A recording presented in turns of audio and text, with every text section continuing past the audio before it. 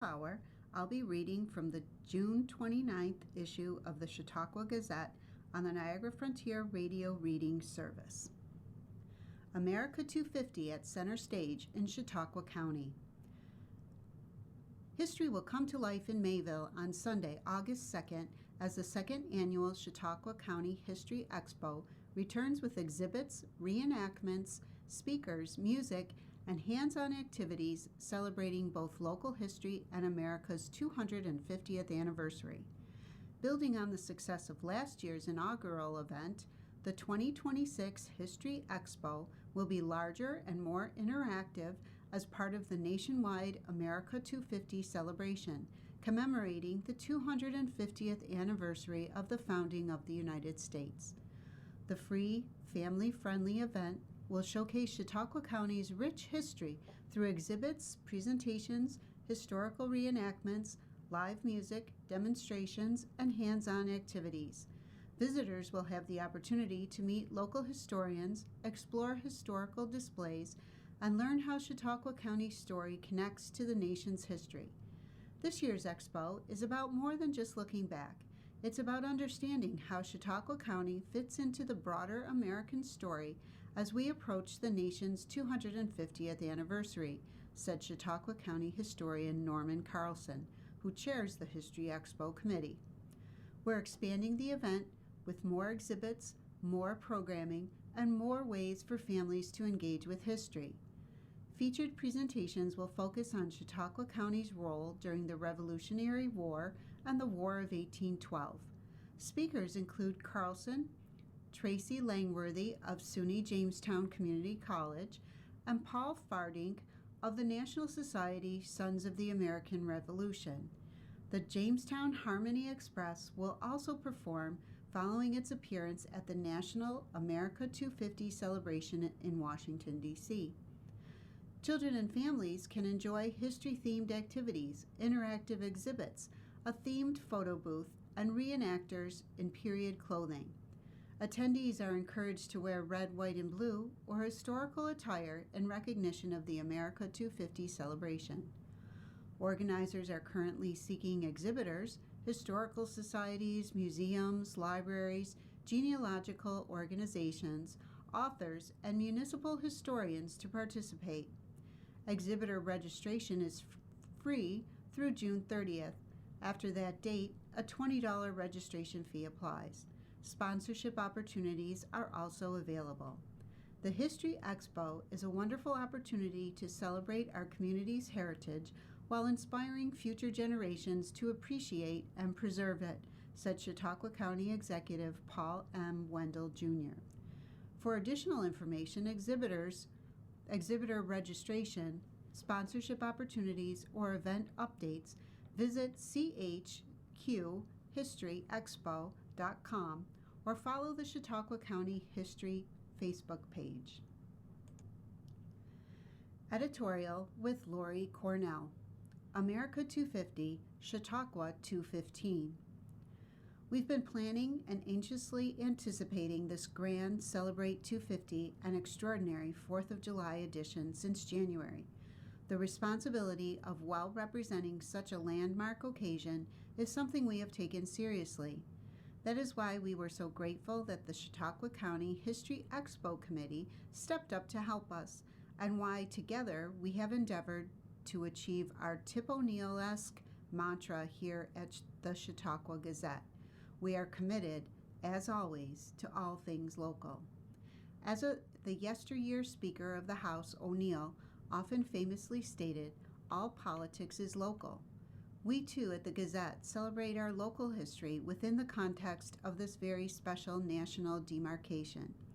As America turns 250 years old, and we cherish the beautiful deluge of pomp and circumstance on the federal stage, we give equal props to our own exciting happenings here this summer. As we honor our nation's proud heritage, we also present this edition as a showcase to our own little 215-year-old piece of American history at home. We recognize our strong and talented cadre of local historians that make this acknowledgement possible. Such professionals are wholly committed to preserving our Chautauqua County history as a foundational blessing for future generations to cherish and uphold, starting at the top with County Historian Norman Carlson.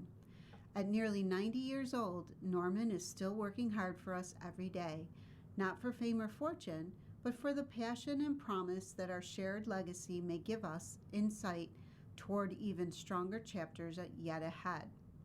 Speaking of local historians, we must also give due credit to our contributing historian here at the Gazette, Vince Martonis. He serves as the Town of Hanover historian by day and selfless volunteers for our readers by night, generously sharing his archival collection at the drop of a hat. We are grateful to Mr. Carlson, Mr. Martonis, and the many local historians that enrich both our community newspaper and our overall quality of life in Chautauqua County in so many ways. Case in point, this August, in honor of America's 250th birthday, the Chautauqua County History Expo Committee will help us continue our 2026 celebration with an exciting, one-of-its-kind event. See more detail with this edition and mark your calendars for August 2nd. In the meantime, be sure to enjoy our quintessential American hometown 4th of July this weekend. From every grill-fired backyard to the long list of entertainment at our local venues featured in this centerfold, to the extensive options for fireworks and lake lightings on page 5, to the largest county music festival of the year at the Great Blue Heron. We have a long and proud history of fun, family, and friends here on the 4th. Happy birthday, America. Happy Independence Day, all. This year's 4th of July is a once-in-a-generation celebration. Faith Matters. Freedom Within. The Spiritual Declaration of Independence. Featured writer, Reverend Barbara Williams, Unity of Chautauqua. You shall know the truth, and the truth shall make you free. John chapter 8, verse 32. This year, our nation celebrates the 250th anniversary of the signing of the Declaration of Independence. For 2.5 centuries, those words have inspired generations with a vision of liberty, self-determination, and human dignity. As spiritual seekers, we recognize that there are two kinds of freedom. There is external freedom, the freedom to speak, worship, vote, and pursue our dreams.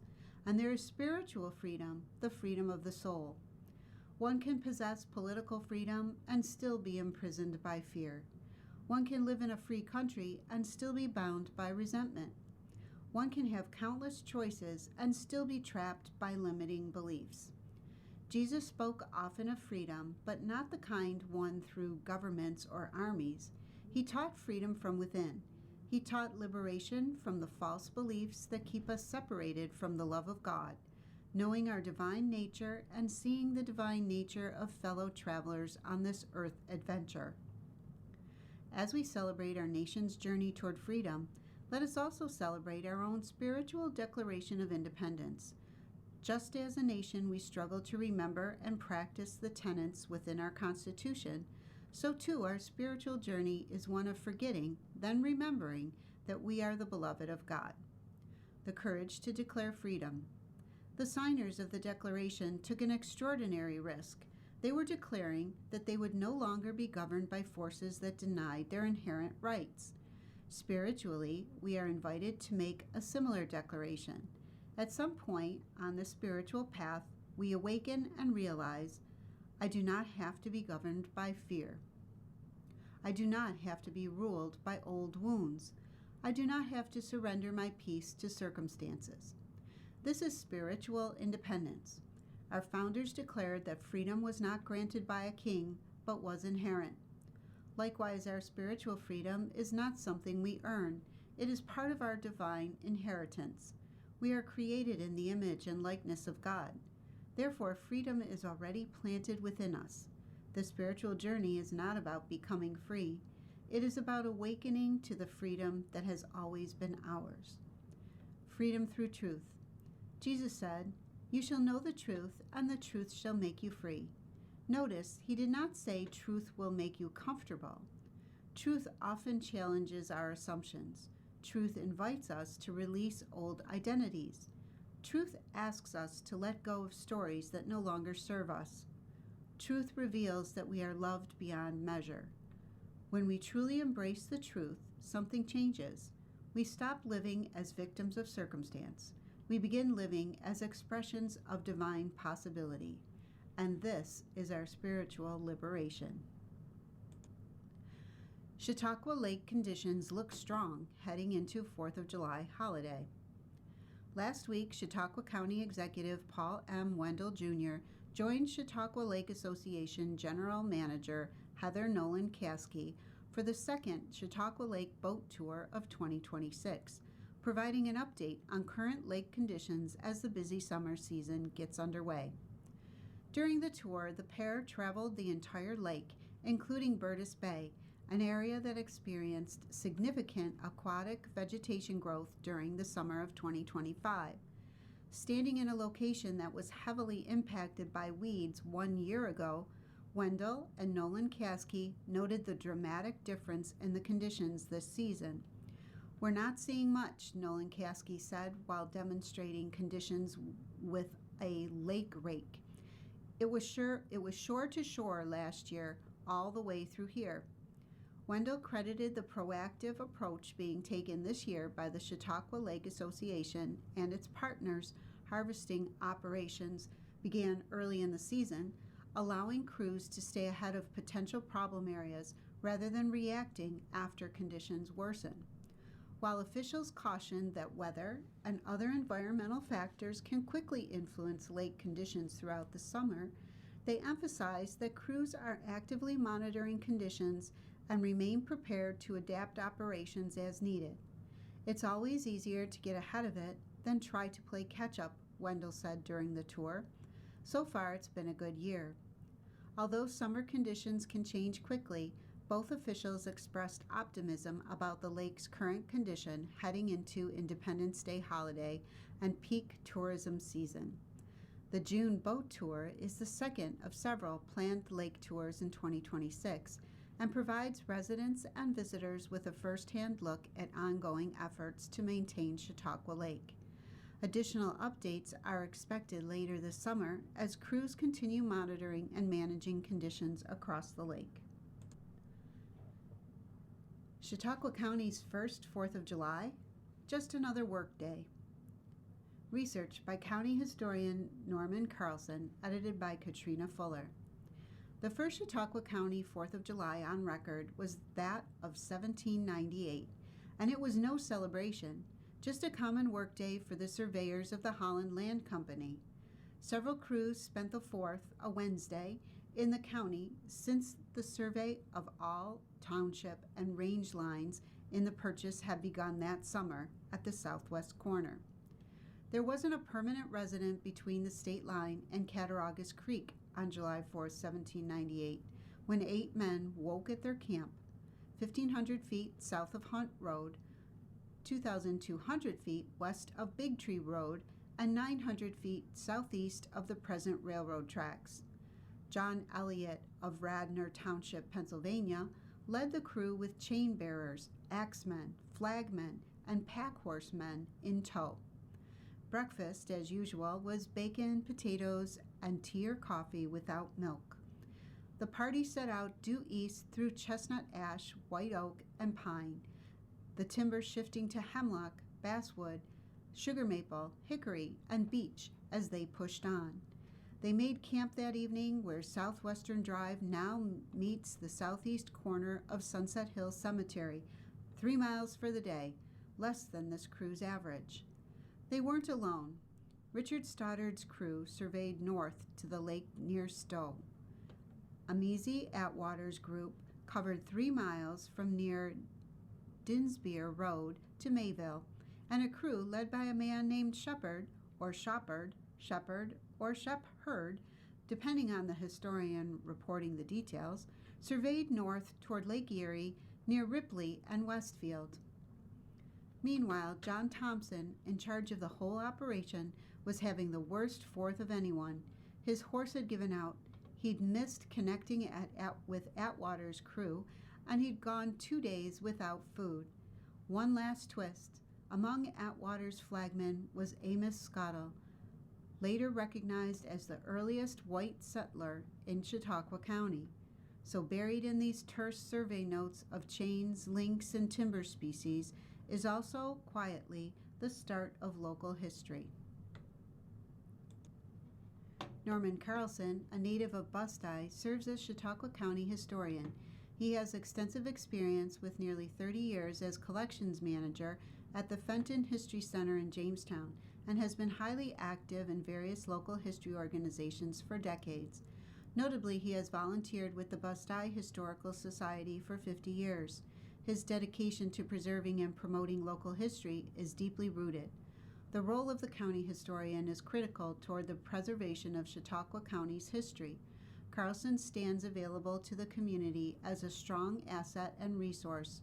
For more information about Chautauqua County history, visit chqgov.com/county historian, or contact Norman Carlson directly at 716-753-4857 or carlson@chqgov.com. You are listening to a reading of articles and features from the Chautauqua Gazette on the Niagara Frontier Radio Reading Service. Notable quotes from American presidents. Americans will celebrate the 250th anniversary of the United States throughout 2026. Many a notable leader has influenced the country in its 250-year history, and the following are some notable quotes from American presidents over the course of the nation's history. If we can but prevent the government from wasting the labors of the people under the pretense of taking care of them, they must become happy. Thomas Jefferson, 1802. Peace is the best time for improvement and preparation of every kind. It is in peace that our commerce flourishes most, that taxes are most easily paid, and that the revenue is most productive. James Monroe, 1817. Office holders are the agents of the people, not their masters. Grover Cleveland, 1886. In the history of mankind, many republics have risen, have flourished for a less or greater time, and then have fallen because their citizens lost the power of governing themselves and thereby governing their state. And in no way has this loss of power been so often and so clearly shown as in the tendency to turn the government into a government primarily for the benefit of one class instead of a government for the benefit of the people as a whole. Theodore Roosevelt, 1903. Governments do not make ideals, but ideals make governments. Calvin Coolidge, 1926. No government is perfect. One of the chief virtues of democracy, however, is that its defects are always visible, and under democratic processes can be pointed out and corrected. Harry S. Truman, 1947. Mankind must put an end to war, or war will put an end to mankind. John F. Kennedy, 1961. A president's hardest task is not to do what is right, but to know what is right. Lyndon B. Johnson, 1965. America has never been united by blood or birth or soil. We are bound by ideals that move us beyond our backgrounds, lift us above our interests, and teach us what it means to be citizens. George W. Bush, 2001. Change will not come if we wait for some other person or if we wait for some other time. We are the ones we've been waiting for. We are the change that we seek. Barack Obama, 2008. Delivered while campaigning for president in an election Obama ultimately won. Southern Tier Brewery hosts Eve of Independence Day Music Festival, contributed by Southern Tier Brewery. On Friday, July 3rd, the grounds of Southern Tier Brewery will be the site of a growing one-day musical festival honoring our nation's birthday and joining all the events surrounding it.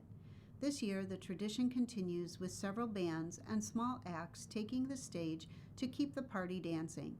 Beginning at noon and stretching into dusk, the stage will alight with a variety of ensembles. The venue will be open at 11 a.m., and beginning at 3 p.m., Rochester's That Ted Juvenile Characteristics, a Northeast Pennsylvania and Western New York favorite, Nashville recording artist Sean Patrick McGraw, Beard and the Bird from San Diego, and Western New York's Uncle Ben's Remedy are all slated to perform. That Ted is a musician and elementary school teacher from Rochester, New York. He has been in and out of several groups since the early 90s, but nothing has stuck. Now he shows up solo and rocks cover songs with the sole purpose of facilitating a good time at the party for everyone. A person in sunglasses in front of a neon sign. Juvenile Characteristics is a 5-piece acoustic electric band committed to playing their own original music and their favorite covers. The covers they choose to play are songs that the band would want to listen to if they were going to see live music. The original music is written from the band members' hearts based on their experiences and dreams. Original members Jason Hummel, Chris Chapman, and Jason Sample started the band in early 2009 and played together for most of 5 years. In early 2014, the band added its first new member, Mitch Adelman, on electric guitar and pedal steel. Upon Mitch's departure in 2025, James Williman was added as the newest member of Juvenile Characteristics. The rhythm section of the band found its completion in 2019 when percussionist Jeff Marinchin was added to complete the band. Many changes have accompanied their musical growth over the course of 18-plus years, including the addition of new instruments, percussion, and more intricate harmonies. But one thing has never changed. The shows are fun, and the atmosphere is always filled with love. The Beard and the Bird is a bi-coastal musical duo formed by husband and wife John Haas and Catherine Cat Curry Haas. They are well known for their soulful vintage renditions of 1920s Western swing, jazz, and folk, alongside unique twists on modern pop covers. Sean Patrick McGraw is an American independent country music singer-songwriter known for his gritty, traditional sound influenced by artists such as Dwight Yoakam, Johnny Cash, Willie Nelson, and Steve Earle. Raised in the working-class town of Dunkirk, Fredonia, New York, he began playing music at a young age, performing in local bands before moving to Los Angeles and eventually Nashville to pursue a career in country music. After gaining national attention as a semifinalist on Nashville Star, his breakthrough came in 2009 when a standout performance at the Stagecoach Festival led to a spot on Toby Keith's America's Toughest Tour. McGraw has built a successful independent career through relentless touring, often performing more than 150 shows a year, while releasing albums including My So-Called Life, Hard Way to Make an Easy Living, Hillbilly Hippie, and A Contender. His songwriting has been recorded by artists such as Montgomery Gentry and Aaron Pritchett, and featured in television shows including True Blood, Sons of Anarchy, and Nashville. Known for his authentic storytelling, blue-collar themes, and grassroots approach, McGraw has earned a loyal fan base and a respected place in the independent country music scene. Uncle Ben's Remedy is a Western New York-based Americana, alt-country, and roots rock band known for its heartfelt storytelling, high-energy performances, and deep connection to small-town life. Formed in 2014, the group blends traditional country, folk, and rock influences into a sound they describe as music as medicine, drawing inspiration from the people, places, and experiences that shaped them. Led by vocalist and guitarist Ben Westland, the band features Harmony Griffin, Sean Huestes, Brendan O'Connor, and Josh Mullen, and has built a loyal following through original songs, festival appearances, and 6 studio releases. Their music combines relatable lyrics, strong musicianship, and a community-centered spirit that reflects the roots and culture of Western New York. Since 2023, the Lakewood Brewery has been hosting a summer party on the eve of Independence Day to commemorate the occasion and steer clear of the myriad of other events and family gatherings happening on the 4th of July. In the last 2 years, the management collaborated with a regional music publishing company to put together a docket of musical acts to entertain the crowd throughout the day. Southern Tier Brewery is located at 2072 Stoneman Circle in Lakewood. Admission is free, and food and beverages will be available for purchase. Red Flares on the Lake, a Chautauqua 4th of July tradition. Chautauqua Lake's familiar 4th of July glow has deeper roots than many may realize.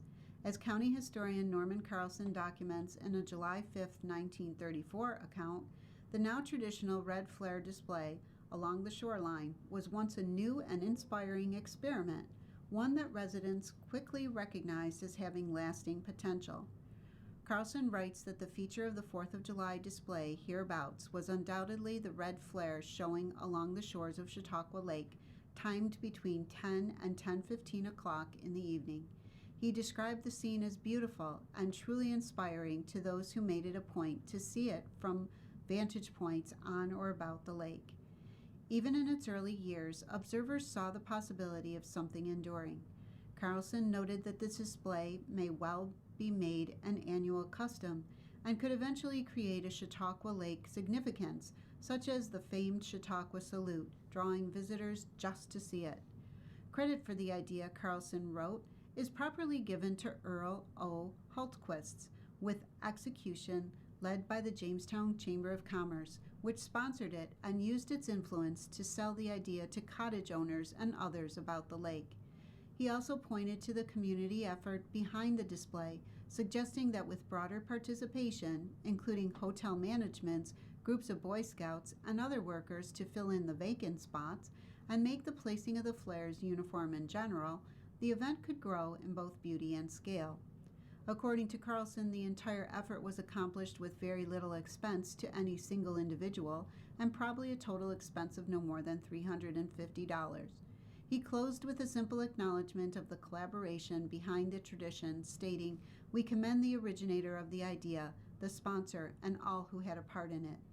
As Chautauqua County celebrates America 250, this early account offers a reminder that some of our most iconic traditions began as simple community ideas carried forward by shared pride in place and history. You've been listening to a reading of articles and features from the June 29th issue of the Chautauqua Gazette. We read from the Chautauqua Gazette on Mondays at 8:30 a.m. Your reader has been Patty Young. Thank you for listening. You're listening to the Niagara Frontier Radio Reading Service. Radio reading serves people who are blind or have a print disability throughout Western New York and Southern Ontario's Niagara Peninsula. From its broadcast studios at 1199 Harlem Road in Cheektowaga, just north of Clinton Street. Almost 40 years and more than 300,000 hours of radio readings to those unable to read printed matter on their own. Our broadcast signal is provided at no charge by WNED.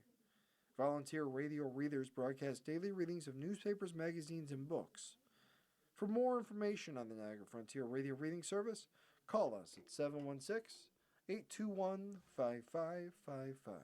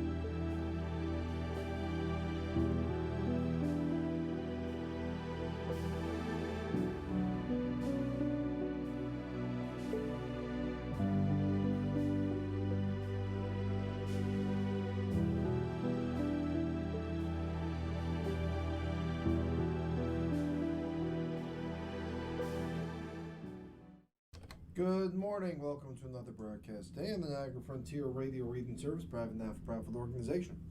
Radio reading volunteers broadcast daily readings, newspapers, magazines, and books.